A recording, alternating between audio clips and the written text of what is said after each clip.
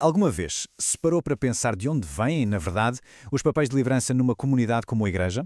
Bem, hoje vamos mergulhar fundo na resposta que Kenneth A. Hagin nos dá no seu livro Os Bons do Ministério. É uma perspectiva bastante fascinante.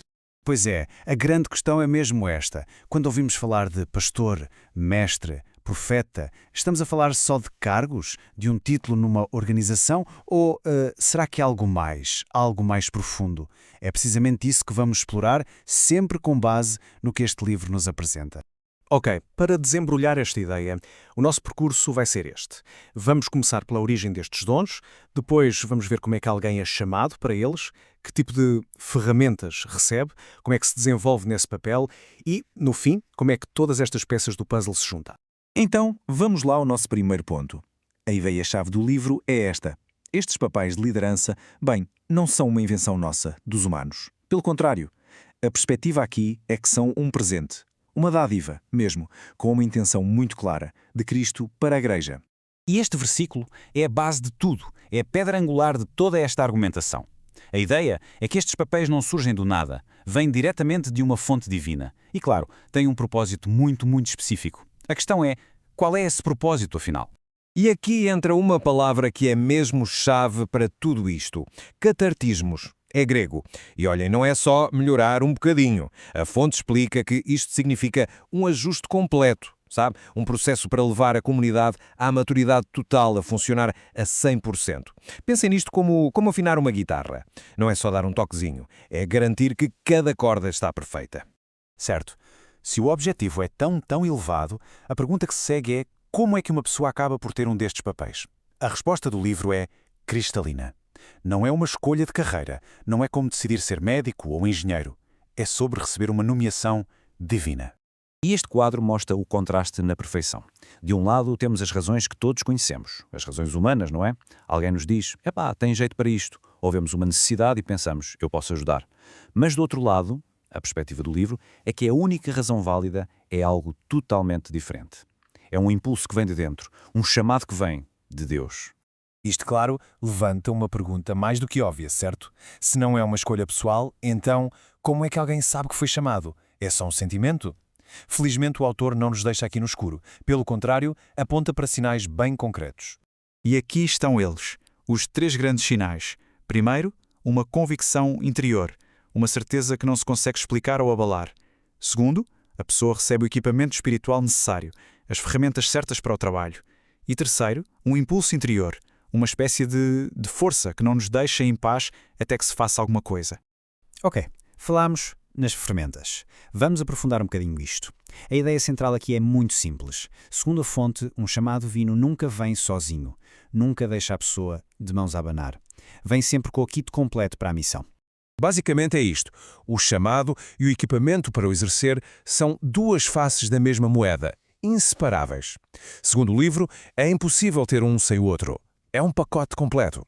Mas que equipamento é este exatamente? E aqui o livro faz uma distinção que é crucial.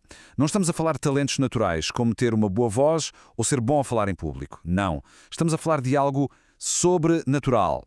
A prova de que o chamado é real, diz o autor, não está no título que a pessoa tem. Está no poder, na evidência divina que se manifesta através dela.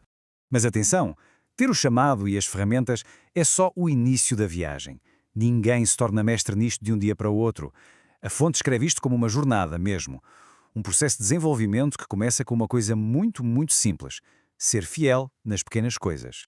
E esta linha do tempo ilustra o processo na perfeição. O livro dá o exemplo de Filipe, da Bíblia. Ele não começou logo a pregar para multidões. Nada disso. Ele começou a servir às mesas numa função que o autor chama de Ministério de Socorros.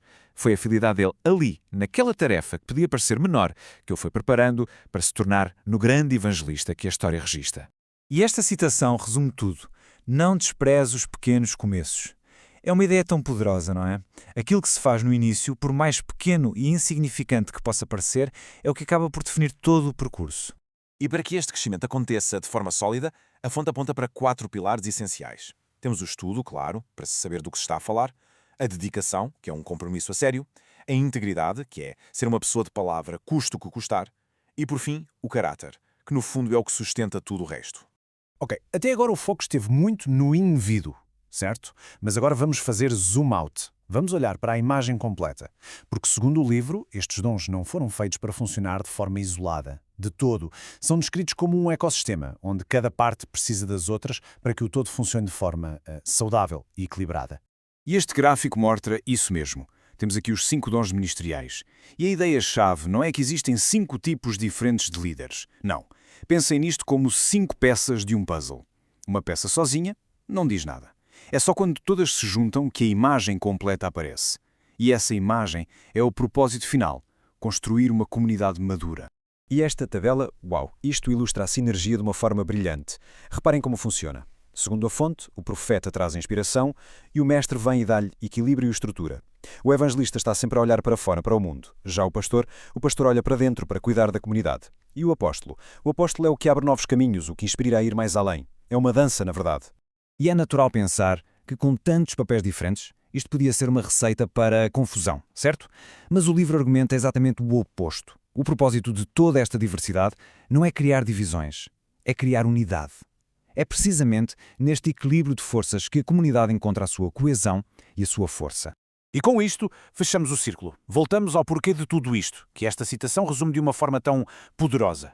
O grande objetivo é este: aperfeiçoar, equipar cada membro da comunidade para que todos possam contribuir e juntos edificar algo que é maior do que qualquer um deles individualmente. Portanto, se tivéssemos que tirar daqui uma ideia principal, uma grande conclusão, seria esta.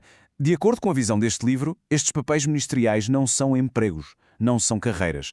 São, isso sim, posicionamentos divinos. Peças de uma engrenagem complexa, desenhada para funcionar em perfeita harmonia. E para terminar, fica uma pergunta para reflexão. Se passarmos a ver a liderança não tanto como uma pirâmide, mas mais como esta rede interligada, como é que isso pode mudar a forma como se constroem comunidades ou até organizações? Fica a questão no ar.